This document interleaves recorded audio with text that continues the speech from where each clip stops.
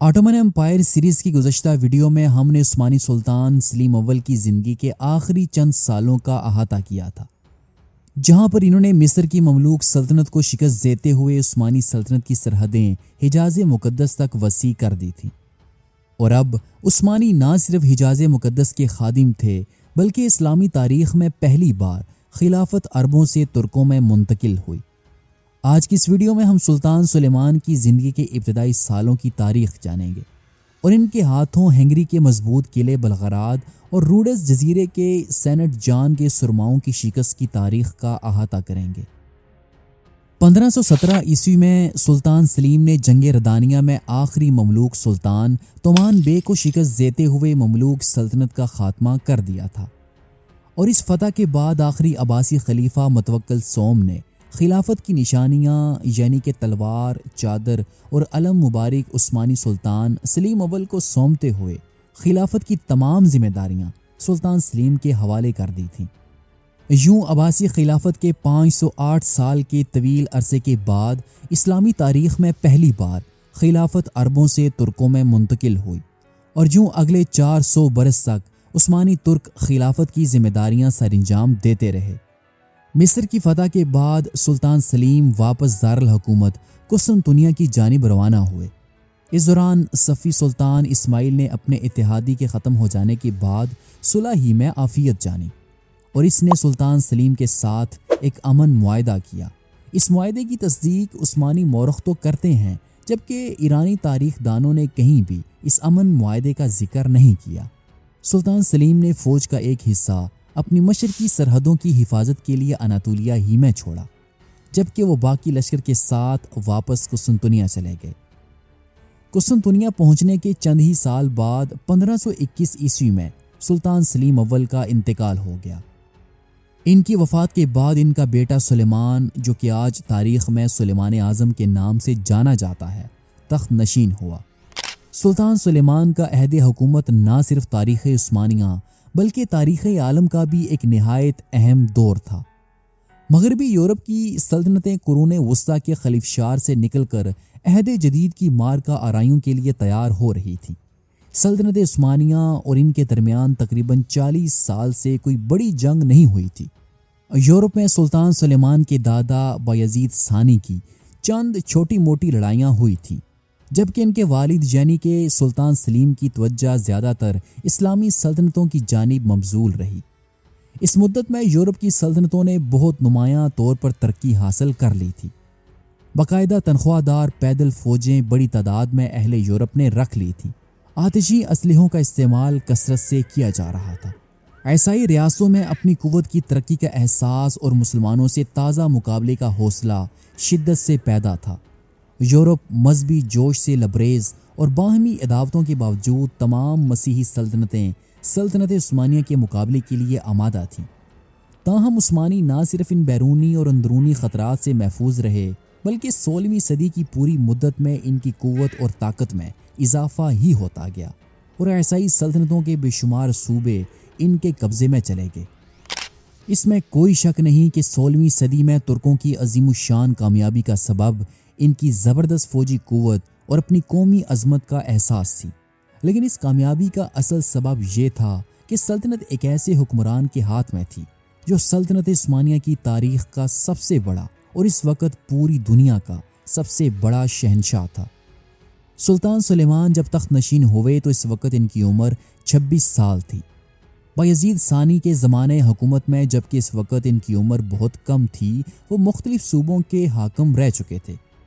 پھر جب سلطان سلیم نے ایران پر حملہ کیا تو انہوں نے اپنے بیٹے سلیمان کو نائب سلطنت کی حیثیت سے انہیں قسطنطنیہ میں ہی چھوڑ دیا تھا۔ اس کے بعد مملوکوں کے ساتھ جنگ کے دوران وہ ادرنے کے حاکم تھے، اور پھر سلطان سلیم کے عہد حکومت کے آخری 2 سالوں میں ولایت صادر خان کا انتظام انہی کے سپرد تھا۔ چنانچہ جب سلطان سلیم کی وفات کے بعد وہ تخت نشین ہوئے تو ایک کامیاب، مدبر اور لائق فرمانروا کی شہرت حاصل کر چکے تھے۔ ذاتی عظمت میں وہ اپنے تمام پیشروؤں سے آگے تھے، اور فتوحات اور وسعت سلطنت کے لحاظ سے وہ ان سب پر فوقیت لے گئے تھے۔ ان کے عہد میں سلطنت عثمانیہ اپنی انتہائی عروج تک پہنچ چکی تھی۔ وہ اپنے رحم و کرم کے لیے خاص طور پر مشہور تھے۔ انصاف سلطان سلیمان کا مخصوص شیوا تھا۔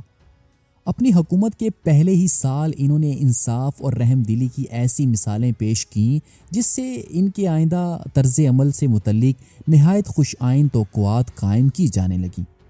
سلطان سلیم نے 600 مصریوں کو جبراً مصر سے قسطنطنیہ منتقل کر دیا تھا۔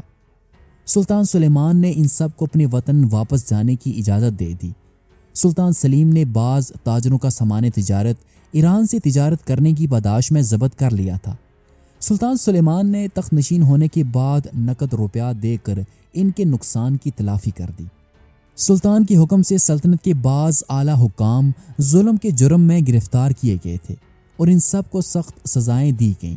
ان واقعات کی خبریں جب عوام تک پہنچی تو انہیں اپنے جان و مال کی طرف سے اطمینان حاصل ہوا۔ سلطان سلیمان نے تخت نشین ہوتے ساتھ ہی اپنے تمام صوبیداروں کے پاس احکامات بھیجے کہ عوام کے ساتھ کسی قسم کی زیادتی نہ کی جائے اور امیر و غریب، مسلم غیر مسلم سب کے ساتھ برابر انصاف کیا جائے۔ سلطان سلیم کے آخری دور حکومت میں سلطنت عثمانیہ اور ہنگری کے درمیان آویزش پیدا ہو چکی تھی اور سرحدی علاقے میں برابر چھوٹی چھوٹی لڑائیاں ہوتی رہتی تھیں۔ اس خلش کو ختم کرنے کے لیے سلطان سلیمان نے بلغراد کے قلعے کو فتح کرنا ضروری سمجھا اور یورپ میں مزید فتوحات حاصل کرنے کے لیے بھی یہ قلعہ بہت ضروری تھا۔ چنانچہ سلطان سلیمان نے ہنگری کے بادشاہ لوئی ثانی کے پاس اپنے سفیر بھیجے اور اس سے خراج کا مطالبہ کیا۔ لوئی نے اس مطالبے کے جواب میں عثمانی سفیر سمیت تمام وفد کو قتل کرا دیا۔ جب سلطان سلیمان کو یہ خبر ملی تو سلطان اس پر سخت برہم ہوئے۔ انہوں نے ہنگری سے اس گستاخی کا بدلہ لینے کا فیصلہ کر لیا۔ جلد رومیلیا کا بیلر بے احمد پاشا اپنی رومیلین فوج کے ساتھ وہ یورپ کے لیے روانہ ہوئے۔ 50 بحری جنگی جہازوں کا لشکر عثمانی امیر البحر دانشمنٹ رئیس کی کمان میں دریائے ڈینیوب کی طرف روانہ ہوا۔ سلطان سلیمان نے روانہ ہونے سے پہلے اپنے والد سلطان سلیم اور اپنے آباء و اجداد کی قبروں پر حاضری دی۔ اس کے بعد سلطان سلیمان خود بلغراد کی طرف روانہ ہوئے اور یوں اس شہر کے گرد جس نے سلطان محمد فاتح جیسے عظیم سلطان کو پسپا ہونے پر مجبور کر دیا تھا، عثمانی فوج نے اس شہر کا محاصرہ شروع کر دیا۔ 7 روز کی گولہ باری کے بعد بلاخر 25 رمضان المبارک 927 ہجری بمطابق 29 اگست 1521 عیسوی کو بلغراد کا مشہور قلعہ فتح ہو گیا۔ فتح کے بعد قلعے کے فوجی دستے کا قتل عام ہوا اور نہ ہی شہر کے باشندے قتل کیے گئے۔ سلطان سلیمان نے وہاں کے سب سے بڑے گرجے میں نماز ادا کی اور یوں اس عظیم الشان معبد کو خدائے واحد کی پرستش کے لیے مخصوص کر دیا۔ اس کے بعد سلطان نے بلغراد میں ایک ترک دستہ متعین کیا اور وہ واپس قسطنطنیہ چلے گئے۔ بلغراد کے علاوہ سرحد کے دوسرے قلعوں پر بھی عثمانیوں نے قبضہ کر لیا اور ہنگری میں داخل ہونے کے تمام دروازے اب ان کے لیے کھل چکے تھے۔ سلطان سلیمان اب ہنگری کے دارالسلطنت بوڈا کی طرف بڑھ سکتے تھے، لیکن روڈس کی فتح سلطان کے نزدیک ضروری تھی اور بلغراد کے بعد سلطان نے اسی جانب توجہ دی۔ روڈس کی فتح کیوں ضروری تھی؟ یہاں پر رہنے والے عیسائی کیوں عثمانی سلطنت کے لیے درد سر بنے ہوئے تھے اور آخر ان عیسائی ہاسپٹلز کی تاریخ کیا تھی؟ آئیے اس پر تھوڑی نظر ڈالتے ہیں۔ روڈس جزیرے میں موجود سینٹ جان کے سورما، جنہیں نائٹس ہاسپٹلرز یا پھر آرڈر آف سینٹ جان بھی کہا جاتا ہے، دراصل یہ ایک مشہور عسکری اور مذہبی تنظیم تھی جو صلیبی جنگوں کے دوران قائم ہوئی تھی۔ ان کا بنیادی مقصد عیسائی زائرین کی حفاظت اور بیماروں کی دیکھ بھال تھا، لیکن وقت کے ساتھ ساتھ یہ ایک طاقتور عسکری قوت بن گئی۔ 1291 عیسوی میں اکا یعنی کہ ایکر کی شکست کے بعد نائٹ ہاسپٹلرز نے پہلے قبرص میں پناہ لی اور پھر 1309 عیسوی میں روڈس کے جزیرے پر انہوں نے قبضہ کر لیا اور یہ جزیرہ مشرقی بحیرہ روم میں ان کی طاقت کا مرکز بن گیا۔ رفتہ رفتہ یہ نائٹ ہاسپٹلرز یعنی کہ سینٹ جان کے سورما عثمانیوں کے لیے کئی وجوہات کی بنا پر خطرہ بن گئے۔ دراصل روڈس جزیرہ مشرقی بحیرہ روم میں ایک اہم اسٹریٹجک مقام پر واقع تھا۔ نائٹس ہاسپٹلرز یہاں سے بحری راستوں کو کنٹرول کرتے اور عیسائی بحری قوتوں کے لیے مضبوط گڑھ تھے۔ یہ عثمانی بحری جہازوں اور ساحلی علاقوں پر حملے کرتے تھے اور اکثر تجارتی بیڑوں کو لوٹ لیتے تھے۔ یہی وجہ تھی کہ سلطان سلیمان نے اس جزیرے کو فتح کرنے کا فیصلہ کر لیا۔ چنانچہ 300 جنگی جہازوں کا عثمانی بیڑا مصطفیٰ پاشا کی کمان میں قسطنطنیہ سے روڈس کی جانب روانہ ہوا۔ ساتھ ہی سلطان سلیمان خود 1,00,000 فوج کے ساتھ وہ اناطولیہ کے مغربی ساحل کی طرف بڑھے۔ 28 جولائی 1522 عیسوی کو سلطان روڈس کے ساحل پر اترے اور 1 اگست 1522 عیسوی کو محاصرہ شروع ہوا۔ روڈس جزیرے میں موجود عیسائیوں کا یہ قلعہ ایک انتہائی مضبوط اور دفاعی نقطہ نظر سے ناقابل تسخیر نظر آتا تھا۔ یہاں پر فرانسیسی، انگریزی اور جرمن کے فوجی دستے موجود تھے۔ محاصرے سے پہلے عیسائیوں کے نائٹ ٹیمپلر کے گرینڈ ماسٹر نے یورپ میں اپنے سفیر مدد کے لیے روانہ کیے، لیکن یورپ سے تو اسے کوئی فوجی مدد نہ مل سکی۔ البتہ قبرص یعنی کہ سائپرس سے ونیشینز کا ایک دستہ اس کی مدد کے لیے ضرور پہنچا۔ سلطان سلیمان نے جزیرے روڈس کے تمام راستوں کی اپنے جہازوں کے ذریعے ناکہ بندی کر دی تھی تاکہ محاصرے کے دوران یہاں کسی بھی طرح کوئی بھی فوجی کمک یا پھر رسد نہ پہنچ سکے۔ اس محاصرے میں سلطان سلیمان کے پاس تقریباً 1,00,000 کی فوج موجود تھی، جس میں انجینئرز، پیدل فوج اور سلطان کی ایلیٹ ینیچری یعنی کہ جانصاری اور مزدور موجود تھے، جبکہ اس کے برعکس نائٹس ٹیمپلرز کے پاس صرف 6,703 سپاہی موجود تھے۔ عیسائیوں نے عثمانیوں کے پہنچنے سے پہلے ہی جزیرے میں موجود تمام کھیتوں میں اگی ہوئی گندم کاٹ لی تھی تاکہ ترکوں کو خوراک کی قلت کا سامنا کرنا پڑے۔ جلد سلطان سلیمان کے حکم پر عثمانی توپوں نے شہر پر آگ برسانا شروع کر دی، جبکہ عثمانی مزدوروں نے سرنگیں کھود کر قلعے کی دیوار کو بارود سے اڑانے کا کام شروع کر دیا۔ عثمانی مزدوروں کی سرتوڑ کوشش کے بعد بالآخر 4 ستمبر کو 2 سرنگیں قلعے کی دیوار کے نیچے جا پہنچی اور انہیں دھماکے سے اڑا دیا گیا، جس کے بعد عثمانی جانصاری شہر میں داخل ہونے کے لیے روانہ ہوئے۔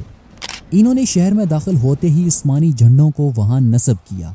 شروع میں تو عثمانیوں کو کامیابی حاصل ہوئی، لیکن انگلش نائٹس اور خود گرینڈ ماسٹر کا حملہ اس قدر شدید تھا کہ جانصاریوں کے ہر اول دستوں کے سینکڑوں سپاہی مارے گئے اور باقیوں کو پیچھے ہٹنا پڑا۔ 19 تاریخ کو عثمانی جاسوسوں نے سلطان کو یہ اطلاع دی کہ شہر کے بائیں جانب موجود ہسپانوی نائٹس کی تعداد کم ہے، یہاں سے حملہ زیادہ بہتر اور مناسب ہوگا، جس پر عثمانی جانصاری حملے کے لیے آگے بڑھے۔ ان حملوں کی قیادت گرینڈ عثمانی وزیر مصطفیٰ پاشا نے کی، جبکہ حملے سے پہلے عثمانی توپوں نے خوب گولے برسائے۔ جلد عثمانی جانصاری دیوار پر چڑھ گئے۔ یہاں نائٹس اور عثمانیوں کے درمیان خون ریز جنگ ہوئی، لیکن عیسائیوں کی مزاحمت کے سامنے بالآخر عثمانیوں کی ہار ہوئی اور انہیں ایک بار پھر پیچھے ہٹنا پڑا۔ اس ناکامی پر سلطان سلیمان سخت غصے میں آ گئے۔ انہوں نے اپنے وزیر مصطفیٰ پاشا کو پھانسی دینے کا حکم دے دیا، لیکن بعض اعلیٰ عہدیداروں کی التجا پر سلطان نے مصطفیٰ کی جان بخشی کرتے ہوئے اسے مصر روانہ کرنے کا حکم دیا۔ اکتوبر کے مہینے میں سلطان کے حکم پر عثمانیوں نے ایک بار پھر اپنی پوری طاقت کے ساتھ شہر کے مرکز پر دھاوا بولا، لیکن طویل مارکے کے بعد بالآخر عثمانیوں کو اس بار بھی پسپائی پر مجبور ہونا پڑا۔ لیکن آخر کب تک عیسائی عثمانیوں کے خلاف اس مزاحمت کو جاری رکھ سکتے تھے، جبکہ انہیں معلوم تھا کہ ان کی مدد کے لیے کوئی بھی نہیں آئے گا۔ اس لیے انہوں نے 11 دسمبر کو سلطان سلیمان سے امن مذاکرات کی پیشکش کی۔ یہ مذاکرات 2 طرفہ شروع ہوئے اور بالآخر 5 ماہ کے محاصرے کے بعد 6 صفر 929 ہجری بمطابق 25 دسمبر 1522 عیسوی کو میسورین نے عثمانیوں کے سامنے ہتھیار ڈال دیے۔ روڈس کے نائٹس نے نہایت شجاعت کے ساتھ مدافعت کی تھی۔ سلطان سلیمان نے ان کو جو مراد دیں، ان سے معلوم ہوتا ہے کہ وہ ان کی شجاعت کا کس قدر قدردان تھا۔ اس نے مبارزینی کو اجازت دے دی کہ 12 روز کے اندر اپنے تمام اسلحوں اور سامانوں کو لے کر اپنے ہی جہازوں پر روڈس سے چلے جائیں، اور اگر ضرورت پڑے تو عثمانی جہازوں کو بھی کام میں لا سکتے ہیں۔ روڈس کے باشندوں کو سلطان کی عوام بننے کے بعد پوری مذہبی آزادی دی گئی۔ سلطان نے صراحت کے ساتھ وعدہ کیا کہ ان کے کلیساؤں سے کوئی چھیڑ چھاڑ نہ کی جائے گی، ان کے بچے والدین سے نہیں چھینے جائیں گے، اور 5 سال تک ان سے کسی قسم کا ٹیکس یا پھر محصول کا مطالبہ نہ ہوگا۔ سلطان سلیمان نے اپنی فوجیں قلعے سے چند میل کے فاصلے پر ہٹا لیں تاکہ مبارزین روڈس امن و سکون کے ساتھ قلعے سے نکل سکیں، لیکن ینیچری یعنی کہ جانصاری باوجود سخت روک تھام کے بے قابو ہو گئے اور شہر میں داخل ہو کر تھوڑی دیر تک لوٹ مار کرتے رہے۔ تاہم وہ تمام شرائط جو سلطان سلیمان کی طرف سے تھیں نہایت دیانتداری کے ساتھ پوری کی گئیں۔ مبارزین روڈس نے وہاں سے نکلنے کے بعد 8 سال تک جزیرے کریٹ میں قیام کیا اور پھر مستقل طور پر جزیرے مالٹا میں جا کر آباد ہو گئے۔ اس محاصرے میں عثمانیوں کے تقریباً 1000 سے لے کر 20,000 تک سپاہی شہید ہوئے تھے۔ یہ سلطان سلیمان کی تو مخص ابتدائی فتح تھی، جبکہ یورپ میں ایک بڑی فتح سلطان سلیمان کا انتظار کر رہی تھی۔ یہ فتح کیا تھی اور آخر کیسے صرف 2 گھنٹوں کی اس مختصر ترین جنگ نے یورپ کی تقدیر بدل کر رکھ دی؟ یہ سب انشاءاللہ ہم آٹومن امپائر سیریز کی اگلی ویڈیو میں آپ کو بتائیں گے۔